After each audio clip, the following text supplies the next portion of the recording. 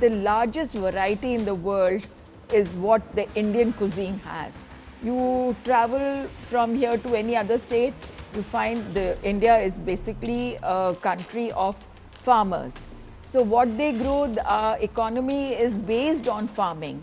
Social media is definitely playing very large part on these sectors.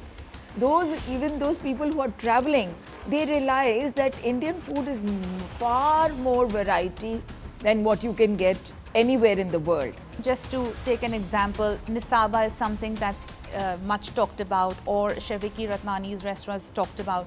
So these restaurants have changed that entire experience around Indian cuisine. So now when our own products are being talked internationally, all of a sudden India awakes and says, whoa, we need to do something about it, you know. And actually India, of course, we have a large number of ingredients and large number of food products that still need to be researched. Today, Indian food is all across the world.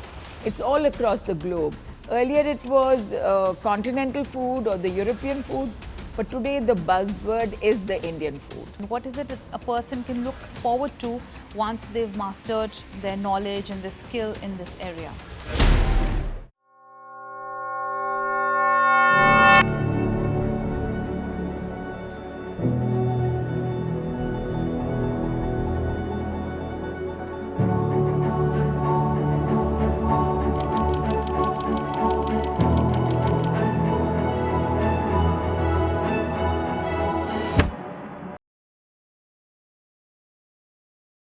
If we strip away the noise, the real challenge is this.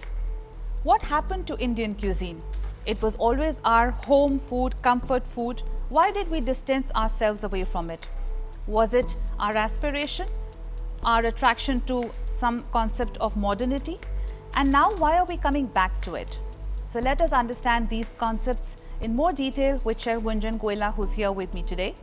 In this episode of Voices of Clarity, we explore the legacy we left behind, why India is returning to its culinary roots.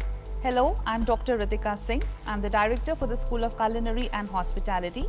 And today I have with me Chef Gunjan Goela, who's a very respected and accomplished chef from India. She is an author. She is a president for Slow Food India. She's written books. She is also a food critic and our professor of practice here at Manav Rachna. Welcome today. Thank you. Chef, for a long time, India seemed to have moved away from its own food wisdom. And we saw this shift where we felt that people wanted to try international cuisines, whether it was celebrations or anything. There was this shift, people wanted to try international food and they wanted to, try out other things. Indian cuisine was not so much of a preferred choice. But now we see that there is a change. So what do you think is bringing about this change in the perception of people? It's a very good question, I must say, because this is what India needs to be more thought about and should be spoken about. You must have heard the phrase, "Jo dikhta hai, wo bikta hai." So earlier times, food in India was not something which was very commercial. It was inside homes, or it was meant for banquets. It was not something which was sold on street like the way it is today. It so happened that people coming outside to India realized the potential of the food and found this food very tasty, and it became a talking point. But during this course, Indians were traveling and they realized that they had something different to eat, like they got continental food, they got burgers, they were exposed to pizzas, they were exposed to Italian cuisine, like Italian was the flavor. On the contrary, the Italians felt India is a vast country and they could display their food and make an exposure so that people get to experience. So see, what matters is what is visible. So that food was very much visible in our banquets, in our restaurants. That food became so popular here. Another point was, see, our education system. Most of the IHMs in India were teaching continental food. So the trained chefs or people who were qualified as like a trained person to cook in a restaurant or in any commercial place would only know the continental food. So that food became more popular. the Indian food was controlled by the halwais. And that food you could get in a banquet, in a marriage or a ceremony at home. But since he was not a qualified or a certified person to cook, the restaurants or the hotels never encouraged these cooks. So when the food became, and it is thanks to these people who told us that our food has a lot of strength. And today there are workshops, there are people who are working only on Indian cuisine. So that made a whole big change in the Indian culinary world. In fact, there are 2-3 things that come to my mind as you say this. Do you think that in the recent times, our new generation is also more exposed to trends, food bloggers, social media? So there is more awareness around Indian cuisine. And probably one thing that also comes to my mind is that the chefs, now that they're opening hotels and restaurants in foreign countries, they're Michelin star restaurants. So people back home, they realize the importance of the cuisine, how popular it is becoming overseas thanks to this awareness via social media. So probably that perception changed because of social media to some point? I would not say it's a major contribution because of social media, but yes, to a very large extent, yes, I would agree, especially to the smaller town. Because there, what matters is they were not able to come out from their shell. Whereas in the metros the people staying in metro would travel internationally. They would go and experience the food, they would see the variety in food. And at some point that they realize that the largest variety in the world is what the Indian cuisine has. You travel from here to any other state, you find India is basically a country of farmers. So what they grow, the economy is based on farming. So the farming is a very major sector which changes the economy, and we are only based on what farmers are growing, whereas in other countries farming is not the major economy. And so that's why the food cooked here has a very big variety. Season plays a very major role. You come from Kashmir and go down to south, the entire vegetation changes. So you automatically get the variety of food, the different flavors. For example, if you're in south, you find coconut oil. But the moment you go to a non-coastal area like Kashmir or central India, there are hardly any coconuts. But then there is mustard seed. So all the food actually is dependent on what is growing where, onto the regional food. And that regional food automatically becomes very different because of the farming, the land, the farmers are growing as per the land conditions or the weather conditions, and what you get there is cooked there. So in India you find a large variety, and if you compare the same food with the continental food, they have a limited land, they have a limited season. So the farming is very, very different. Automatically the food changes. And your point was, what about the social media? Social media is definitely playing very large part on these sectors. Even those people who are traveling, they realize that Indian food is far more variety than what you can get anywhere in the world. And the foreigners, in fact, are now coming and getting to experience all this kind of food. It's a very big plate to experience. Thank you for answering that, Chef. I've always known, and of course each one of us is aware, that when we talk of Indian cuisine, there's a lot of depth in the cuisine, there's a lot of complexity of flavors, all of that. But I see that there is a sense of pride associated with Indian cuisine now. Now, what do you think has changed? Is it that some chefs, celebrated chefs, respected chefs of the country have taken the cuisine to a global platform? Is something around that affecting the sense of pride? Or is it the raised benchmark of the Indian restaurants in the country today, where we understand that there is a need of something unique in terms of experience? So that has been created. I mean, just to take an example, Nisaba is something that's much talked about, or Chef Vicky Ratnani's restaurants talked about. So these restaurants have changed that entire experience around Indian cuisine. So do you think this is also adding to the sense of pride around the cuisine? Yes, to a large extent. But here I would definitely have a great sense of pride when our own Prime Minister talks about taking pride in your own cuisine. You know, so that's a very big boost when your leader talks like that. You know, up till now, like I've cooked for him, I've cooked personally for him, I've cooked for his banquets, and I felt like how much he has to know and talk about millets. You know, he takes pride in talking about the Indian cuisine and the value of Indian cuisine.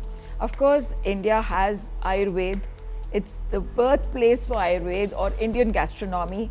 We have principles, if followed, it is giving you a complete solution for all your health problems. In fact, that was my next question. You know, today we see people are talking about sustainability and health around food and healing from food across the world. I mean, so much so, understanding about haldi tablets was absolutely very surprising for me. But we've had these ingredients in our kitchens from Childhood. from childhood. I mean, Yes. this is what our cuisine rests on: healing through food, the process which is making the food very healthy. So, do you think that this wellness is also influencing India to revalue its own cultural heritage in terms of ingredients, lifestyle? Basmati was a very good example. When people got it registered and they got it patented, it's their product.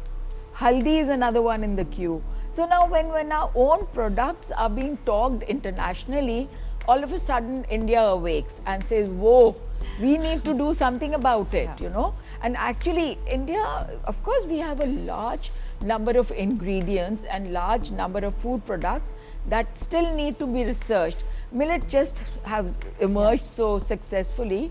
Although we've always had millets, it was there. It was the largest millet grown in the world is India. And we have so many varieties of the way it is used.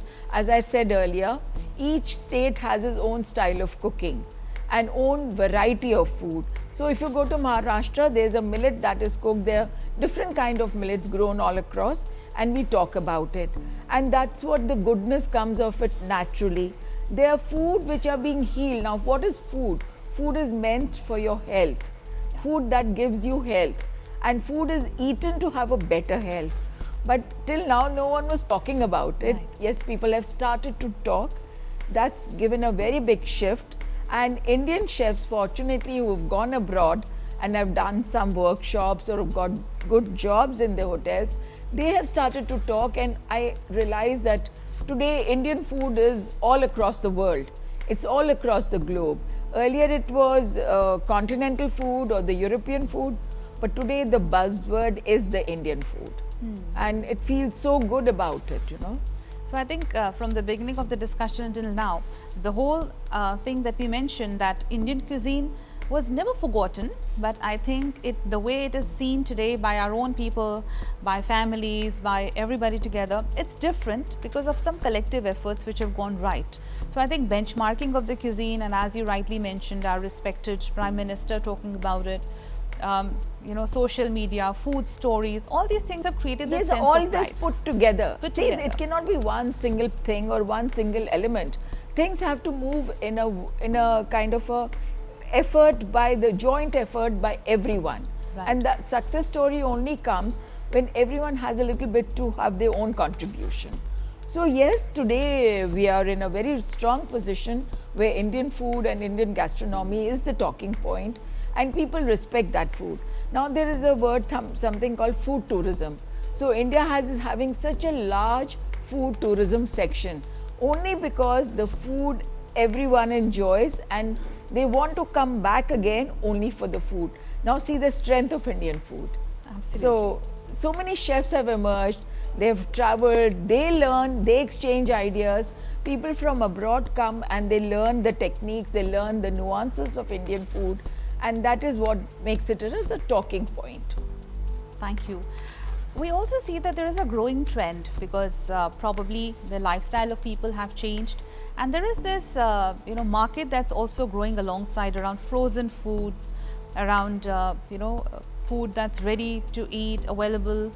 What is your take on this in terms of health, in terms of promoting this? You see, frozen food is not everyone's choice. Sometimes it's out of compulsion. Look at the lifestyle we have today. Earlier times, the ladies were not working, it was the men who were working, and the ladies' job was only to take care of the kitchen, to take care of the family, to raise the family, and to see all other nitty-gritties required to raise a good, healthy family. Now, cooking was a major part. You would have always seen your mother or your grandmother cooking. It was always a full-time job. So you never get to see them buying anything ready-made also. Leave aside buying frozen food. Even the ready-to-eat food was not welcomed in the house. In fact, food cooked in the morning was not consumed in the evening. But today, if you're working, you will call a maid to cook the food, and she'll cook for one meal, and that food is eaten for 2 days or eaten for both the meals. You're helpless. Why? Because you have to raise a family. See, look at the style and look at the lifestyle and look at the way people have changed. Now, if it's a girl is educated, I wouldn't expect her to just sit in the kitchen and cook or do a menial job which can be done by a servant or by some help after paying a couple of thousand rupees. And she is so well educated, I don't expect her to do that. But food, yes, then becomes a challenge. What next? You need 4 meals a day for sure. How do you get those meals? There has to be some supply. So that's where the frozen food or the ready-to-eat food comes in. Another point is that, outside India, when people are looking for other cuisine or like for Indian cuisine, you have no choice but to freeze and to export. And that frozen food is the only way you can export food. You can't export fresh food. So that's another way to spread the awareness about Indian cuisine. And scalability is possible around frozen food. Yes. Right. But while we've understood the importance of, Indian cuisine, how diverse it is in terms of ingredients or preparations, and there's just so much to offer when we talk of Indian cuisine. But I do feel that there's one area where we still need to work around and bring about some changes. We at Manav Rachna, at the School of Culinary, and Hospitality, we have the privilege and honor of having you as our professor of practice. And since we understood this need, we already started developing our content, what we wanted to deliver to our students around that. But for organizations, institutions at large, we still feel that there's a lot of focus still on international cuisines. So do you see a lot of scope of improvement in terms of delivery of education in India, especially in institutes around hospitality? Absolutely, you are bang on to the point, because till the time there is no awareness, it's not going to happen. So the first step is awareness. Telling the children that what kind of strength Indian food has and what can they get out of it. And secondly, of course, education. Till the time, because see, the IHMs have now started Indian cuisine. Say till 5 years back, there were hardly any cuisine that was taught other than continental or Italian or anything else like that. So till the time the students don't get to learn, how will they find their jobs? They have to find a decent job once they have a mastery. All right, if they open their own restaurant, they have a choice. They can choose anything that they feel is good, or it has a scale, or it has a market. But nowadays, students also find there's a big strength in Indian food. There are teachers who are focusing only on Indian cuisine. There are workshops happening all across length and breadth of India. And above all, regional cuisine is another cuisine that's come up very well. You see so many festivals happening. All these things put together are only making more aware about our own cuisine. And of course, the foreign influence will always be there. And why not? Britishers were here for so long. The Mughals were here for so long. They have a cuisine and it's here to stay. You don't just give up a cuisine. And I think you should pick up the best of everything and make food as per your taste. Absolutely. And as per your liking, Right. So Indian food is not going to diminish even for the next 100 years, I see. Oh, of course not. But I think what we really need to do is benchmark the cuisine well from the beginning. When any student wants to pursue a program in culinary arts or hospitality, So I think we need to really stay connected to our roots, yet be very relevant at the global perspective. I think that is what the balance we need to create. I also feel that the knowledge is very important. You must spread that word, like for example, we have so many products which are still underplayed. Like, all of a sudden you find moringa. Moringa is a superfood. I don't know, it was always there. Why? Just because the awareness was not there, it so happened. Like when you talk about millets, bajra is not the only millet. There are 8 varieties of major millets and 12 varieties of small millets. So if you put together and talk about it, make dishes out of it, you create new food out of it, and that will interest the people. And I can tell you that restaurants will have them as a menu, as a major menu, so like I said, moringa, you can have different varieties out of moringa. Indian gooseberry, which is amla, we can create something out of that. Sattu is another food. Now all these were there ever, they never came up.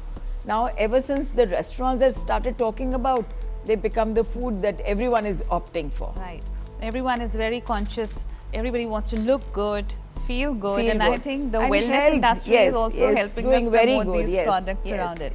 In fact, a lot around Ayurveda and wellness cuisine, Sattvic cuisine. I mean, you have been demonstrating those recipes to our students here.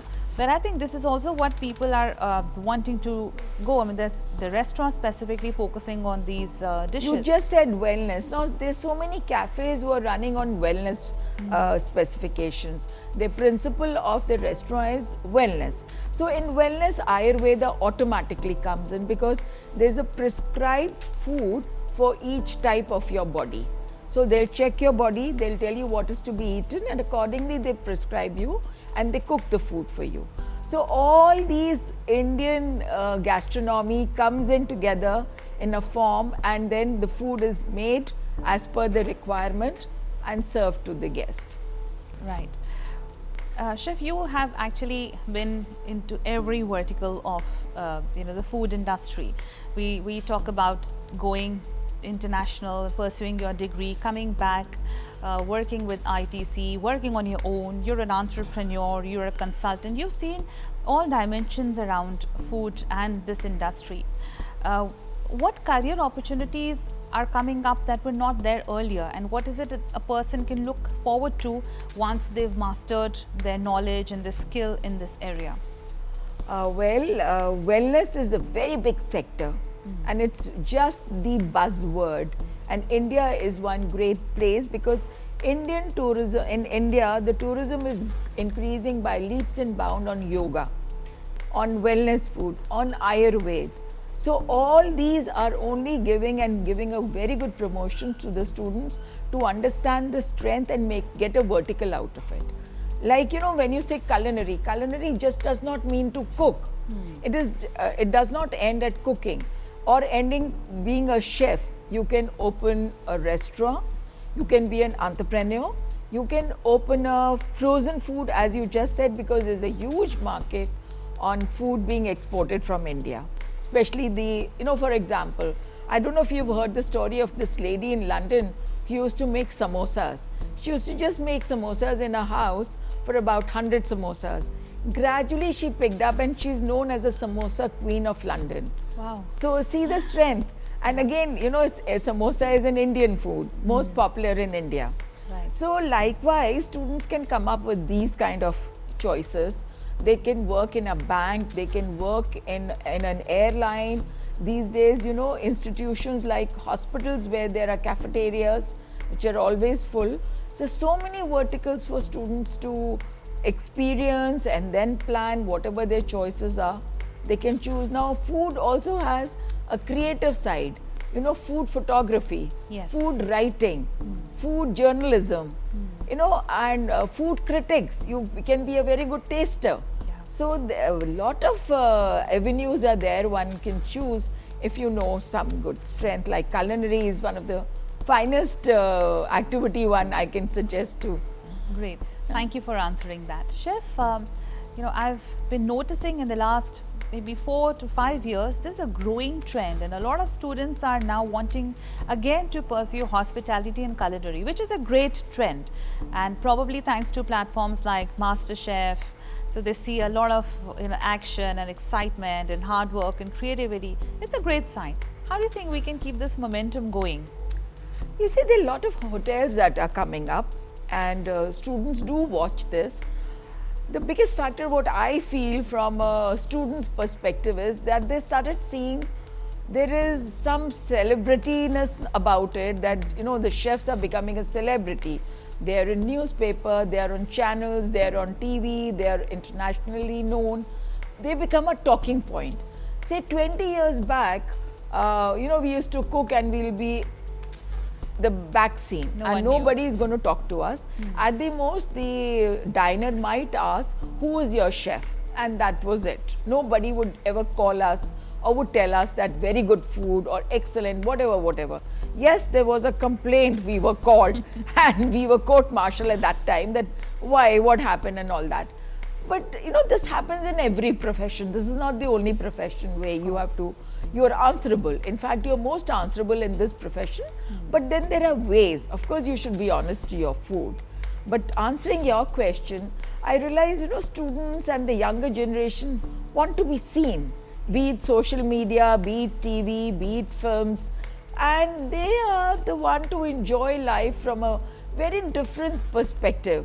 Our parents, our grandparents lived a very different life, and they were not the one to be noticed, and they didn't want to be noticed. Whereas today, everybody wants their work to be noticed. They should be noticed and they should be given a credit.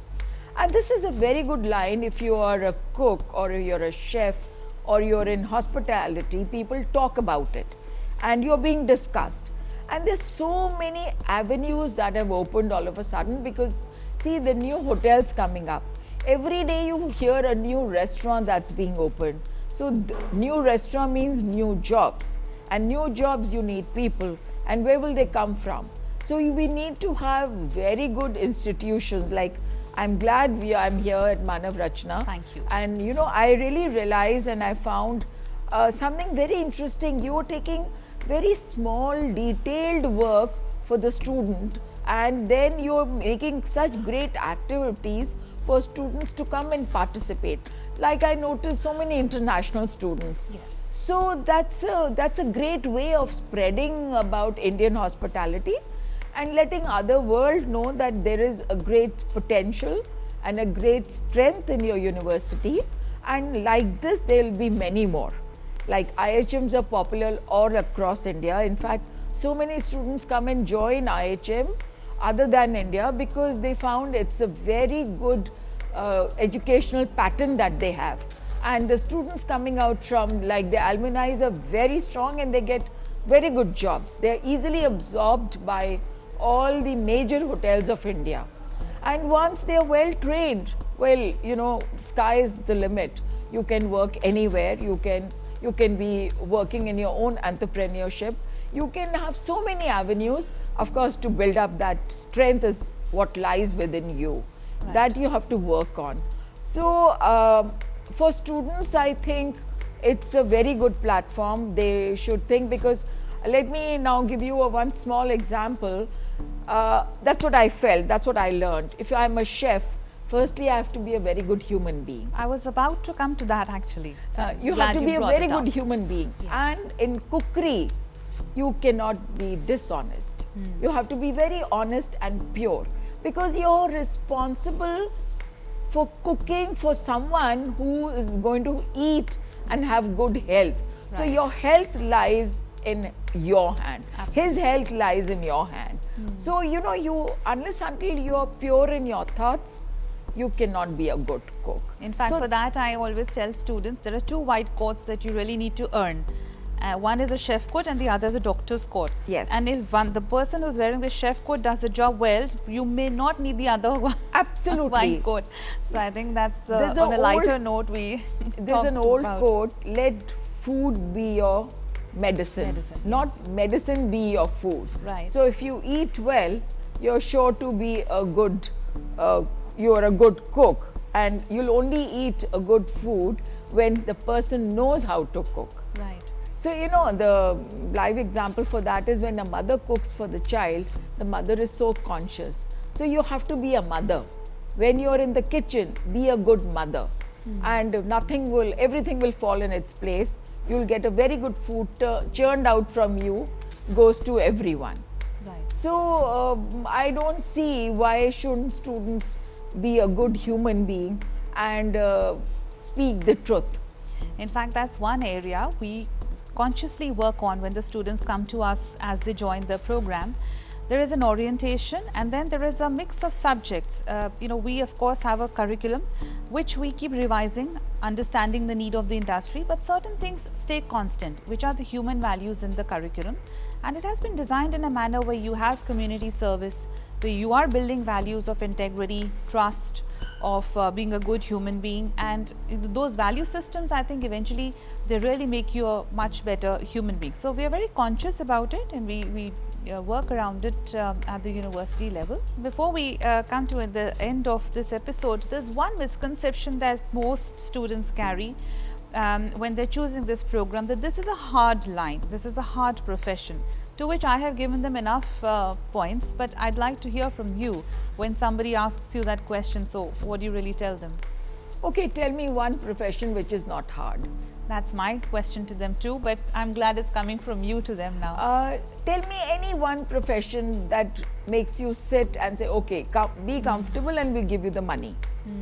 In fact, this is one profession that makes all your faculties work. When you're cooking, you're touching. So the touch, the sense of touch is there. When you're tasting, your tongue is applicable. You have to smell whether the food is good or bad. Of course, eyes are always constant, and you also have to hear. So when the food is being cooked, for example, when you boil the milk, you hear when the milk is bubbling and coming up. So you have to be conscious, and your mind is always in the pot. So this is one thing that trains all your faculties, make you a complete human being. And of course, जद्दोजहद में life में नहीं हुई. Who wants to live a life where you just sit and enjoy? You must earn, you must struggle, and this only happens when you put in your best foot. And I additionally always tell the students that you get to work in the best environment. Absolutely. You're meeting the best people, you are working in the best environment, you're learning something new every single day. So it really should not pinch you as much as you think it does. So I think I always tell the students, tell me one profession that brings a smile to your guest every day. When you cook a good meal, the guest will always compliment you and will give you a very big smile and also bless you. I don't see any other profession. So what if there are little longer hours than others, but see the blessing you get. Absolutely, and a very rewarding career. Very rewarding, very, very rewarding. Great. Yes. So glad that you've answered all these questions. But before we really go to the rapid fire, because we've kept some questions for you. All right. If there's one piece of advice that you'd like to give to anybody who wants to pursue culinary and hospitality, what would that be? What will the choice between culinary and hospitality? We're like a school of culinary and hospitality. So a student, when he comes, he just think the only thing he says, I want to become a chef or I'm interested in hospitality.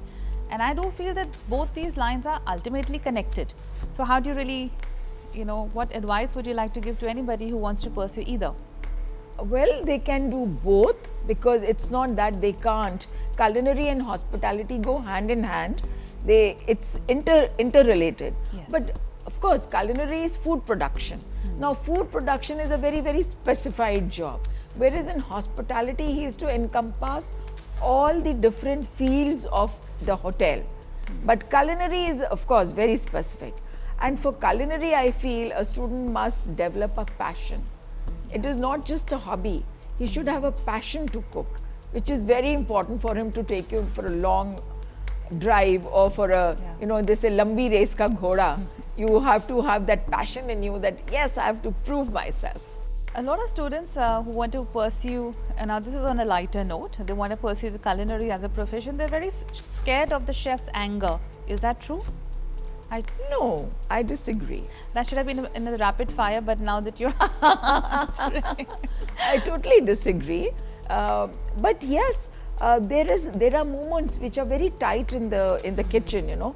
Like for example, you're running a restaurant and your restaurant is full and there are orders coming back to back, you know. There are moments when you're very tense. Yeah. So of course it happens in every profession. Yeah. Why just this? So there might be one odd moment and somebody might have noticed, but nothing like that. I don't agree with that at all. In fact, they're the most lovable people. I can't agree more that having spent so much time with you, I really can't agree more. Thank you so much. Thank you so much. To know you better, we have some rapid fire questions, Chef Gunjan. Okay, that was left. Go ahead. Yes. Your comfort food. Dal chawal. Okay. Your favorite ingredient. Cardamom. Okay. What do you love cooking the most? Kheer. Slow cooking or smart cooking? Slow cooking. One dish that defines India's soul. Khichdi. Okay. Your favorite chef. Tricky question. Well, I love Manish Malhotra's food. Okay. And one myth that you'd like to break about chefs, other than the fact that they're angry. The general conception about Indian cooks or chefs were they're not educated. But today, see, the world has changed and you find Michelin star chefs from India. So there is education, and that is why they could perform. They are participating in all the world competitions. Absolutely. And I see this as one of the most respected professions across the globe. And I'm so happy to see that. Absolutely. Thank you very much. You're welcome. The legacy that we left behind was never truly lost, only waiting to be recognized again. I am so happy and proud to see that Indian cuisine is recognized as the finest cuisines not just in India but now across the globe.